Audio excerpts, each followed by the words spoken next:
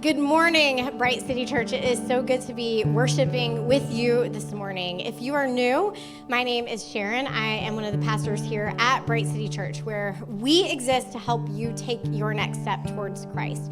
And so this is something that we say every single Sunday, whether you are new or whether you have been at Bright City for years. Our question for you is always, what is your next step towards Christ? Whether it's your season of life, your stage of your faith, whatever it is, what is your next step towards Christ? And how can we partner with you in that journey? Now, if you are new here, your next step is simply to let us know that you are here. And there's a simple way that you can do that. If you would scan that QR code and click new here. But in addition to that, Ike and I, we will be available in the lobby immediately after the service. There's a banner that says new here. We have a gift for you if you are new, and we would simply love to meet you. Now, if you consider Bright City Church your home, there are a few ways that you can participate in the life of our church, and one of those is through giving.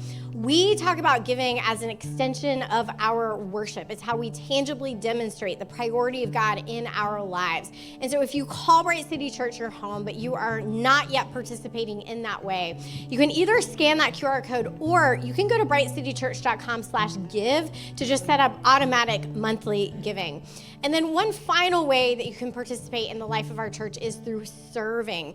We become more like Jesus when we serve one another. And so if you consider Bright City your home, but you are not yet participating in that way, just scan that QR code. There's so many different ways that you can serve here at our church. And then if you would like to just keep up with what's going on in the life of our church, there's also a link here for our weekly emails. But for this morning, I have just two announcements in particular. One is about small groups. Last Sunday, we had our summer small group fair. However, summer small groups are a little bit funky. They're a little bit different than the others just because people are traveling so much. And so if you attended that fair looking for a small group and didn't see one that was quite the right fit, still let us know that you are looking for a small group. You can scan that QR code and you can reach out to us. Just let us know you're interested. Let us know what you're looking for, because even if we don't have a group for you this summer, that will help us to plan for the fall. And we are already planning for the fall. And so small group signups last until May 31st. And then finally, on May 31st, the Young Adults Ministry, we have a really large Young Adults Ministry here that is amazing, led by Courtney Mueller. Is Courtney here? I was going to shout her out. If y'all know Courtney, she's incredible. So we have a Young Adults Ministry, and they're having a backyard picnic on May 31st at 6:30. And so if you are a young adult, and we just let y'all define that. If you feel young at heart, young adult ministry. And so that will be May 31st. That is also a great way to connect. So that's all I have for you. And now I'm going to welcome up Samantha for our scripture reading.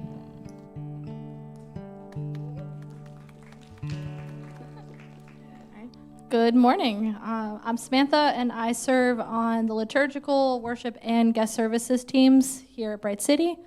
I would ask if you're willing and able to stand for the reading of God's Word. And we will be reading from James 3:13 through 18. Who among you is wise and understanding? By his good conduct, he should show that his works are done in the gentleness that comes from wisdom. But if you have bitter envy and selfish ambition in your heart, don't boast and deny the truth. Such wisdom does not come from above, but is earthly, unspiritual, demonic. For where there is envy and selfish ambition, there is disorder in every evil practice. But the wisdom from above is first pure, then peace-loving, gentle, compliant, full of mercy and good fruits, unwavering, without pretense. And the fruit of righteousness is sown in peace by those who cultivate peace. This is the word of the Lord. You guys can be seated. Thank you, Samantha. Well, yesterday, Sharon and I were treated, as well as our kids, to the musical The Lion King at DPAC. Yeah. So we went to that. It was the first time seeing that, and it was absolutely phenomenal. And interestingly, the guy who played adult Simba was an ordained worship pastor. It's like, that's cool. But being that it was Saturday, the day before I was preaching, everywhere I go, the sermon is always on my mind, right? You're thinking about it, things are connecting with it. And so as we're watching this show yesterday, one of the things that James mentions in this passage this week is envy. And as the show is starting, and you have the presentation of Simba, the first time that we meet Scar, it's in his kind of where he hangs out, and Mufasa comes into Scar's place, and in his Darth Vader voice is basically like, Sarabi and I did not see you at the presentation of Simba today. And he's like, oh, was that today? You know? And Zazu is kind of like, well, as the brother of the king, you should have been first in line. And his snide remark is, I was, until that little hairball was born.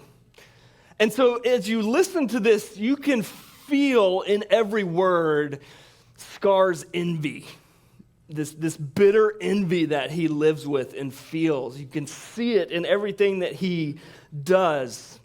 And so out of this envy, as you know, the story goes, Scar devises this plan to kill Mufasa and Simba so that he can become king.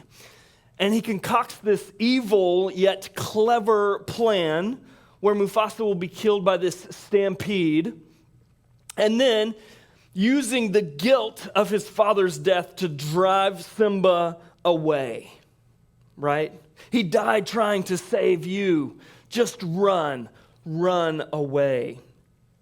This morning in James, there are two kinds of wisdom that we're going to look at, and one of those kinds of wisdom that James is going to talk about is a kind of wisdom that is driven by envy and selfish ambition. It's the kind of wisdom that we see present in Scar's plan, this cleverness, this conniving. And James is going to make clear how bad the fruit of this wisdom is. We see it in the movie, right? We see it in The Lion King, how the outcome, the fruit of Scar's wisdom is that it devastates the Pride Lands. There's no food, there's no water. And yet, even in his arrogance, Sarabi can say, if you were half the king Mufasa was, and his response is, I'm 10 times the king that Mufasa was. And you're like, are you looking around? Like, can you see what everyone else sees? This is the fruit of the kind of wisdom that you are operating with. It's easy to see this in figures like Scar, but it's not always as easy to see it in ourselves. And so where we're picking up with James this morning, James is beginning with this rhetorical question. He says, who among you is wise and understanding? Now, he's not looking for volunteers. He's not looking for people to stand up and say, that's me, right? There's a way in which when you do that, it kind of exposes your lack of wisdom. You're like, you're missing the point here. But James is going to say, if you are wise and if you have great understanding, the fruit will show it. The fruit of your wisdom will be demonstrated. If you haven't caught this by now, one of James's mottos might as well be, I don't take your word for nothing. Show me. You got faith? Show me. You got wisdom? Show me. And so he's saying we might all well claim to be wise, but the fruit of our wisdom will reveal what kind of wisdom we possess. There's a way in which you cannot make a fool of wisdom. Wisdom will not be fooled. And so James says, by his good conduct, he should show that his works are done in the gentleness that comes from wisdom. And so what James is going to do in this passage is contrast two kinds of wisdom. A wisdom that we might describe wisdom of this world, and then what James calls wisdom from above. And my question for you this morning is, what kind of wise are you? He begins to describe this wisdom of the world in verse 14. He says, but if you have bitter envy and selfish ambition in your heart, don't boast and deny the truth. In other words, he's saying, if you claim to have wisdom, but you're full of bitterness and selfish ambition, don't boast because you're denying the truth. Such wisdom does not come down from above, but is earthly, unspiritual, demonic. For where there is envy and selfish ambition, there is disorder and every evil practice. What is this wisdom that James is talking about? This wisdom of the world. How do we know it? Well, he says first it's driven by bitter envy. The word for envy there is the word that we get zealous from. It's this idea of this bitter zeal for one's own superiority. It's to have zeal for one's own superiority. And when we live with this bitter envy, not only do we hate to see someone that we are envious of win, but we also delight in their loss. The reason that we delight in their loss is because it maintains our superiority. Or if there's this feeling of inferiority, it closes the gap on that. I'm not as inferior as it once felt.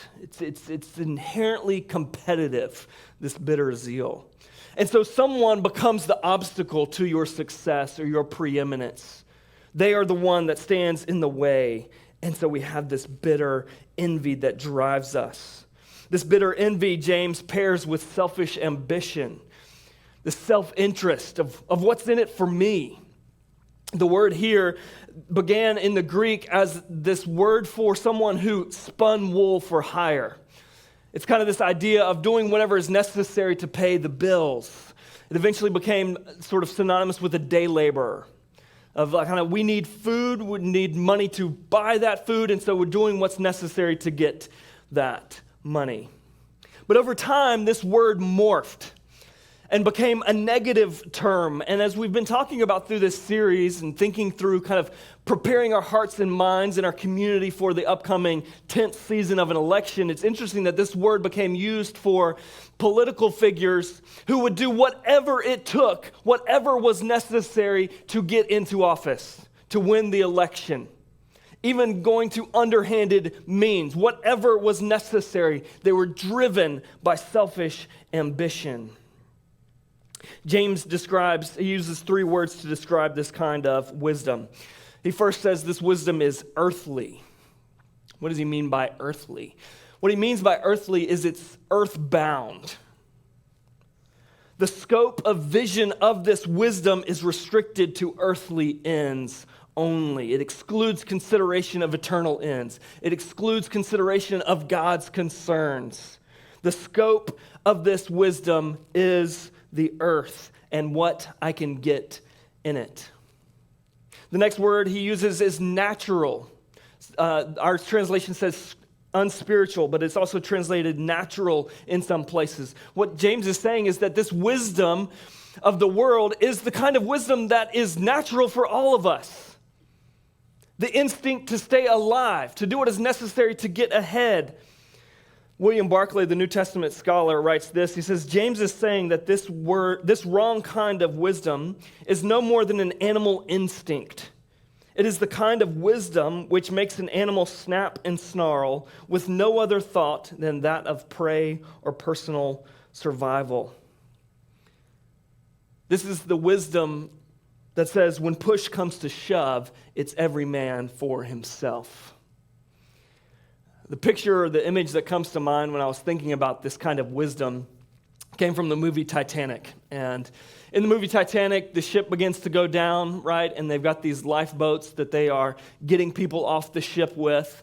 And these boats, they're filling first with women and children. And so they're filling the boats, but right in the middle of this, a man gets onto one of these boats. And it seems like it's someone who should be responsible for everyone else getting off before they do. But in this moment, this wisdom, this earthly wisdom, this natural, unspiritual wisdom kicks in, which says, I got to get off this boat. At the end of the day, I need to get off this boat. And so he gets on that boat, regardless of whether it was for women and children. It is the natural wisdom that we live with to survive, that puts us above others if it's going to get us ahead. And then finally, James describes this wisdom as demonic. Now, I know what you're thinking. We're asking, what kind of wise are you? And you're sitting there thinking, okay, my wisdom is never demonic, okay? That feels a little strong James. But James here is not talking about demon-possessed. What he's talking about here is the origins of this wisdom. And namely, the origins of this wisdom is not God. This wisdom is the stuff of demons. It's demon-like.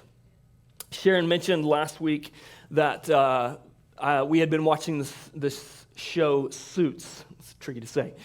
And how I had begun to realize that it was making me more argumentative.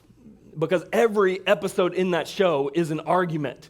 Every conversation in that show is an argument. And I was beginning to realize I'm making everything an argument.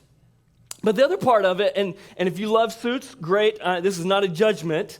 But the other thing about Suits is it is all about how do I get the upper hand? How do I back you into a corner so that you have no choice but to give me what I'm asking for? And so when you're watching this, or maybe you've watched a similar kind of show and you see this happen, and you watch this and you're like, oh my goodness, that is genius, but that is diabolical, right? You're like, I cannot help but admire the evil of that plan. Oh my goodness, right? That's what James is talking about here. William Barclay, again, the New Testament scholar, says, this kind of wisdom produces the kind of situation which the devil delights in, not God. And so James says that this kind of wisdom creates a culture of selfish ambition. And in the end, that can only drive towards disorder and chaos and every kind of evil practice. But what's even more troubling to James, what's even more problematic, is that this whole mentality is counter to the model of Jesus. The model of Jesus, which says, the first shall be last, and the greatest among you shall be the servant of all. It's turned it upside down. It's gone right back to the way the world operates. They have neglected the way and the wisdom of Jesus. And so James at this point is going to pivot to this other kind of wisdom, this wisdom that he calls wisdom from above. Verse 17, but the wisdom from above is first pure, then peace-loving, gentle, compliant, full of mercy and good fruits, unwavering, without pretense. He calls this the wisdom from above. And I want to pause here for a moment because the word James uses that's translated from above is this Greek word anothen. And one of the places where you've probably seen this before, if you've ever heard the phrase, a born-again Christian, what they're talking about is this passage from John chapter 3 where Jesus meets with this religious leader named Nicodemus. And he tells Nicodemus that in order for him to enter the kingdom of God, he must be born anothen. He must be born again is how it's often translated. But it has this connotation of being born from above. Being born anew. You've got to start this whole thing over again. The way that you've seen the world, all of it has to begin again, this time through the lens of God's Spirit. And this wisdom from above is a wisdom that is unlike any wisdom we have ever known, because it is not originating from earth. It is wisdom from above. This wisdom is of divine origins. And I want to spoil the end of the story here of where we're going, which is that at the end of the day, Jesus is the wisdom from above. 1 Corinthians 1:24, I don't have this on a slide, but Paul says, yet those who are called, both Jews and Greeks, Christ is the power of God and the wisdom of God. Because God's foolishness is wiser than human wisdom, and God's weakness is stronger than human strength. When you look at this list of characteristics of wisdom, do not these capture Jesus? The peace-loving, gentle, compliant. We're going to come back to that term. Full of mercy, good fruits, unwavering, and without pretense. This is a wisdom that is foolish to the world. But what James says is its fruit is irrefutable.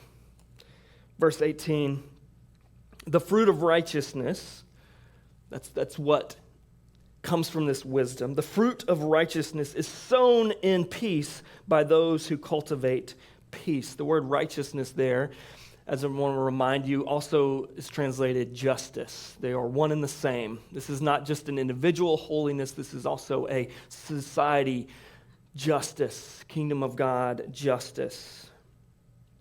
The fruit of this wisdom is righteousness, justice, and a peace that reproduces itself. He says it's sown in peace by those who cultivate peace. And so what I want to do with our time remaining is I've got some questions for self-reflection that I want us to walk through when it comes to this question of what kind of wise are you? And the invitation is going to be to embrace this wisdom of Jesus. And so the first descriptor of this wisdom that James uses, he says it's first pure. The notion for pure here originally had this connotation of being ceremonially prepared for worship.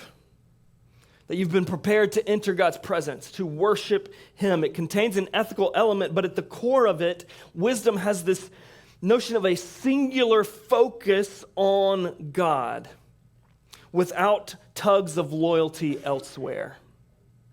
That this wisdom is purely devoted to God. It is, as one scholar put it, unmixed with anything that would weaken its concentration upon the objectives and priorities of God and His kingdom. It is pure in its devotion to God. And I want to ask you this morning, isn't it so hard to determine the wise thing because we feel so many different loyalties tugging at us?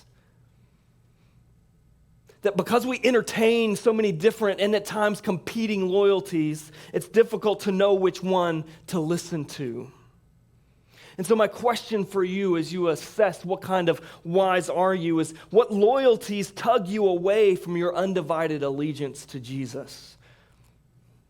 What loyalties tug you away from your undivided allegiance to Jesus? Because at the end of the day, that's going to have an impact on the wisdom that you live by. The second word he uses to describe this wisdom is as peace-loving. I want to be clear here. He's not talking about a people-pleasing kind of peace, a kind of go-along to get along kind of peace, but the idea of peace here is one that centers on the idea of wholeness. That this kind of peace is hard work and hard won. I've shared with you all my love for Marvel movies and how I'm quite the Marvel geek. And so I kind of tend to pull out random quotes from these. But one of them that has stuck in my head is from the Avengers movie Age of Ultron. And at some point in this, Ultron, who is this super bot that Iron Man has created, says this. He says, "I think you're confusing peace with quiet."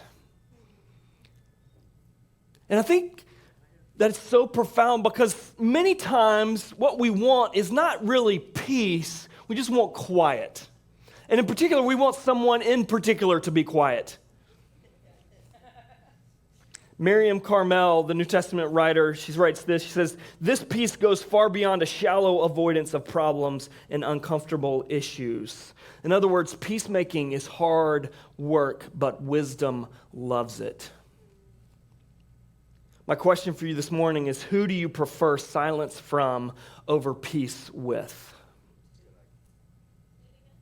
Who do you prefer silence from over peace with? The third one is, he describes this wisdom as gentle.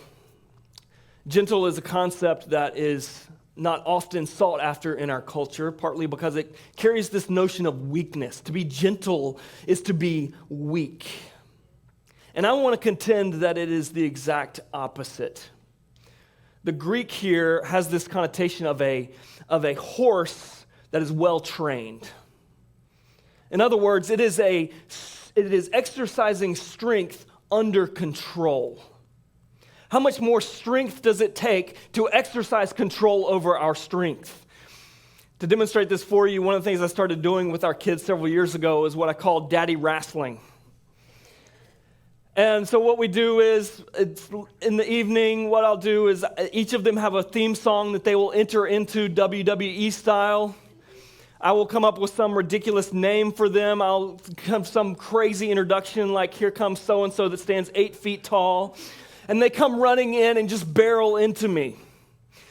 And my one rule for daddy wrestling is that they cannot wrestle each other. The reason that they cannot wrestle each other is because they are strong enough to hurt each other. They are not strong enough to exercise control over their strength. And so the rule is, I wrestle each of them. They do not wrestle each other. Because I am able to exercise control over my strength. Gentleness actually demands greater strength. And so this wisdom is exercising strength under control. My question for you this morning is, who do you not want to exercise control over your strength with? Who do you want to hurt? Who do you want to see hurting? These are the people that we struggle most to be gentle with. The people that we find ourselves, our blood boiling at. It takes incredible strength to exercise control over that. Who are the people that you struggle to exercise gentleness with your words? The people that you struggle not to use the power of your position over. The people that you struggle not to use your intimidation on in order to get your way. Who do you want to hurt? Who do you want to see hurting? The fourth word that James uses to describe this wisdom is compliant. And I don't really like this word, mostly because it has a very negative connotation. The idea here is not just, the easiest thing is just to go along and just get along. That's not the idea. The idea here is not being so stubborn that you cannot listen to reason. And so a better word might be reasonable. This wisdom is reasonable. True wisdom is not rigid, but it is willing to listen and is skilled in knowing when wisely to yield. When is it wise to yield? And this wisdom is so difficult to put into practice because there are some people that, if we're honest, we're not even willing to listen to them. I'm not even asking you to argue for them or take it super seriously. I'm just asking you to listen to them. My question for you is, who are you unwilling to listen to? Fifth term he uses is this phrase, full of mercy. New Testament scholar William Barclay, who I've mentioned a couple of times, says that of all Greek words, this is one of the most untranslatable Greek words. What he means by that is we don't have a good English word that captures the meaning of this word. Aristotle, the philosopher, defined it this way. He said, justice and better than justice. This wisdom is a mercy that is better than justice. And so rather than trying to come up with a word that would best translate this, I want to paint you a picture. And as I was thinking about illustrations for this morning, I don't know why, but I found myself yet again at another musical. Les Miserables. All right? If you've seen this, you know the story. Jean Valjean is this infamous criminal. He has been released from prison, but the inspector is always looking for an opportunity to rearrest him and send him back to prison. But Jean Valjean has gotten out of prison. He is notorious for crimes and for being a criminal. And one night he's looking for a place to stay, and he goes to the bishop's house. And the bishop takes him in, knowing full well who this is, what kind of character this is. He takes him in and he shows him the kindness of preparing him a meal, and then he goes off to bed. And in the midst of this night, Jean Valjean kind of returns to some of his old ways. And he takes the silver from the bishop's house and leaves with it. Well, the next day he's apprehended. The police see this as an opportunity to execute justice on Jean Valjean. He brings him back to the bishop's house to confirm that this was the bishop's silver. And as you're watching this, the bishop, is fully justified in prosecuting this crime and saying, yes, these are mine, take him away. But instead, in a moment full of mercy, the bishop says to the police, no, I gave those items to him. They are his. And oh, by the way, he forgot the candlesticks that I also gave him. It is an image full of mercy. And if you've seen this, you know that this moment is the moment that sets Jean Valjean on a new course. That he is changed by the experience of this mercy. And so this mercy that characterizes this wisdom is a mercy that transforms. This is a mercy that knows how to forgive when strict justice dictates that there is perfect right to condemn. And I want to be clear here, this is not an appeal to shirk off justice or that we should not take justice seriously. But the power of this wisdom is that this wisdom knows when justice will lead to transformation or when mercy will lead to transformation. This wisdom looks beyond taking pleasure in justified punishment. It's looking beyond that to transformation. And so my question this morning is, who is it that you want to see punished more than see them transformed? Who is it that you want to see punished more than you want to see them transformed? We started this by asking, which kind of wisdom and what kind of wise are you? And that's an important question, but there's an even more important question that I want to close with. And that question is, which kind of wisdom do you want? I don't mean possess, I mean which wisdom do you want to live by? Do you want to live by a wisdom that is driven by bitter envy?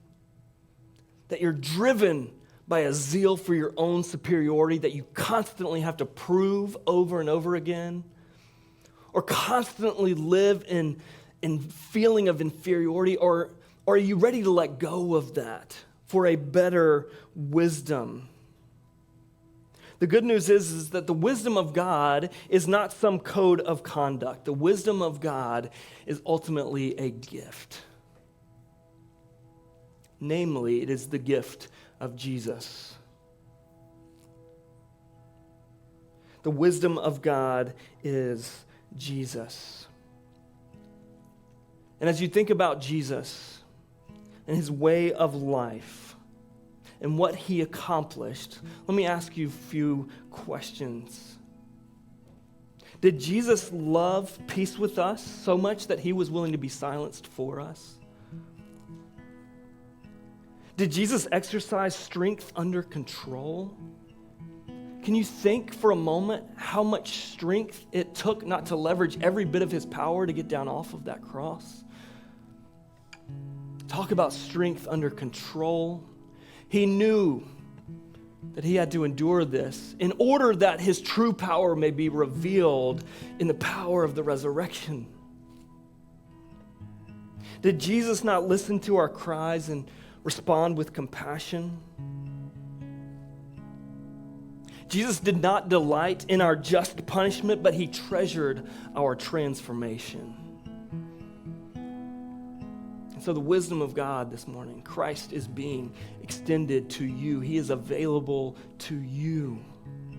I want to ask you this morning, will you receive that wisdom? Are you ready to exchange the wisdom of the world for the wisdom from above? Our prayer team is going to be available if you'd like someone to pray with you, but I just want to invite you to bow your heads as you contemplate the wisdom from above.